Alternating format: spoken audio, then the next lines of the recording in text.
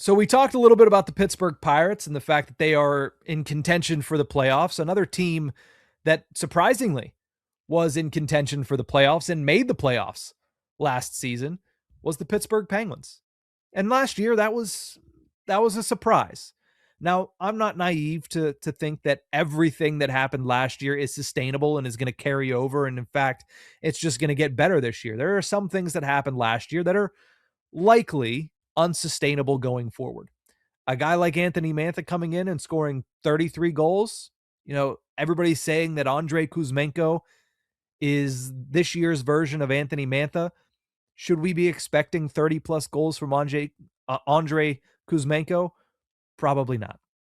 Tommy Novak, as not just a decent second line center, but overall a pretty good second line center for you. Is that sustainable? I don't know. I don't think that's something that we can just write in pen.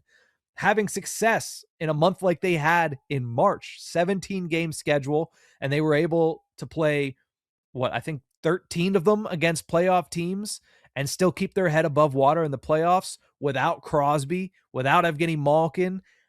Is that sustainable? Probably not. But there are other things that the Penguins have that I don't think people are giving enough credit for that are not just sustainable, but that actually should take a step forward to help make up for some of these other things that probably won't be repeated. Igor Chinikov, his performance last year, in my opinion, is sustainable and something that should carry over to this year and should get even better. He scored 18 goals in just over half a season of regular season action with the Penguins. That's a 35 to 40 goal type scorer that you have. Put him on the power play. Who knows? Maybe it gets even higher. Ben Kindle. I mean, you think he's not going to benefit from having a full offseason, knowing what he has to prepare for this year? Artur Shilovs now having that knowledge of what it takes to get through a full NHL season as a goaltender at this level. Those things I think are sustainable and in fact could get even better. The Penguins last year finished with 98 points in the NHL standings, second in the Metropolitan Division, fifth in the Eastern Conference. Not only that, they scored the most goals by any Penguins team in the Sidney Crosby era in a single season. And they finished third in the NHL in goal scoring. This team, to me, is closer to contention than people think. I'm not saying that they're going to go out there and be contenders this year, but for everybody that sits there and says, well, the Penguins are 4 or 5 years away still, and that might not even be the case, I think you're crazy. I think this is a team that, yes, they still have missing pieces. They still need to figure some things out. They still need, in my opinion, a marketable young star to jump in and kind of take the reins. Could that be Ben Kindle? Maybe. Could that be Bill Zonin? Maybe. Could that be, I don't know, Shane Wright? Possibly. I think they still need one of those guys. I think they obviously need to figure some things out on the left side of their defense, but they're not 4 or 5 years away. I wouldn't even say they're 3 years away from figuring some things out and being a team that is perennially in the playoffs and constantly making noise once they get there. I mean, even if you look at last year, which some people are looking at now and saying, yeah, that was an aberration that they were able to play that well in the regular season and they came back down to earth in games 1 through 3. I think overall, yes, they got a slow start in games 1 and 2. And I think part of that can be allocated to the fact that they completely mismanaged the last weekend of the season. Load management, whatever it was. I don't think that was what the Penguins needed, and I think Dan Muse will learn from that. But I thought they were decent in game 3. They just couldn't get the job done. I think they were the far better team in games 4 through 6. It's just the fact that Dan Vladar was able to steal game 6.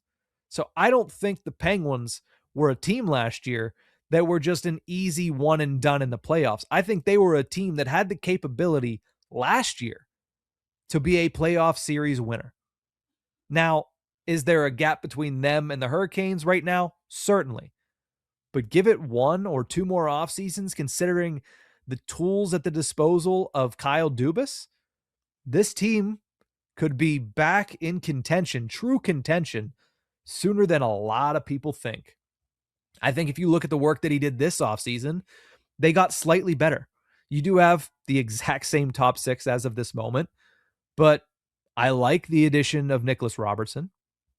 I like the addition of Andrei Kuzmenko, and that could go one of 2 ways. It could go the way of Anthony Mantha, where he's good and you're good and you just have to play him until he walks in free agency, or it could go the way of how you expected last year to go with Anthony Mantha.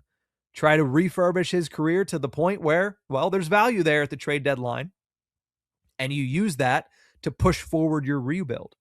I like the addition of Caden Korzak.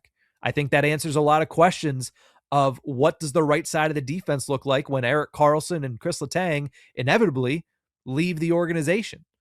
You have Harrison Brunick, and now you have Caden Korzak, 2 of 3 answers on the right side.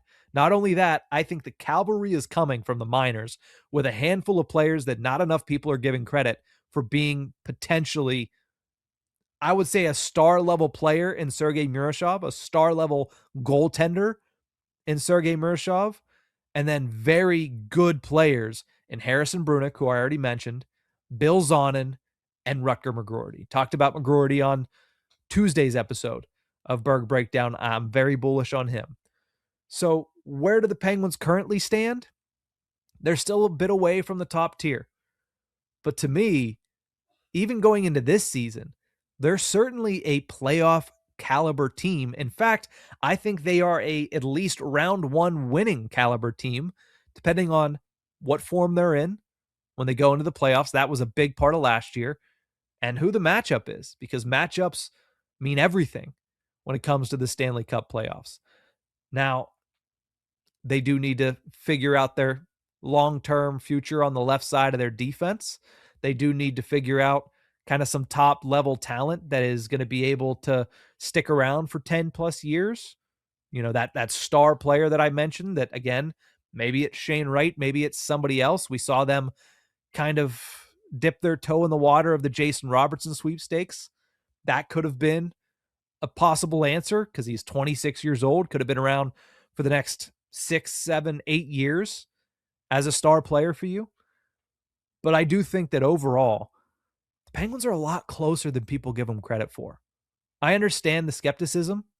I understand based on what you've seen over the past several years, not to mention what you've seen happen in Detroit when that crazy legacy franchise kind of went the way that it did, the same way that it did in Chicago and the struggles they've had to find their way back. But I think the Penguins, from what they've done over the past couple of years and where they stand right now, I think they're much closer than anybody will give them credit for.